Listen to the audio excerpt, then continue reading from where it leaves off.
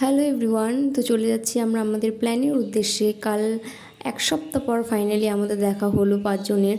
শত ব্যস্ততার মধ্যে কাল আমরা একসাথে ছুটি পেয়েছিলাম, তাই ভাবলাম সেই ছুটিটার একটু মজা নিই। তাই আমরা ঘুরতে যাওয়ার প্ল্যান করছিলাম, বাট যা গরম আর এই রোদে কোথাও যেতে ইচ্ছে করছিল না। তাই বাড়ির পাশে একটি সুন্দর জায়গা ছিল, সেখানে আমরা চলে গেলাম। সেখানে গিয়ে দেখলাম পাশে একটি নদী ছিল, নদীটার মধ্যে এত সুন্দর জল ছিল। তো সেখানে পাঁচজন মিলে প্ল্যান করলাম স্নান করার। দাদা বৌদি অলরেডি নেমে পড়েছে, এবার আমরা নামবো, বাকিটা দেখতে থাকবো আমরা।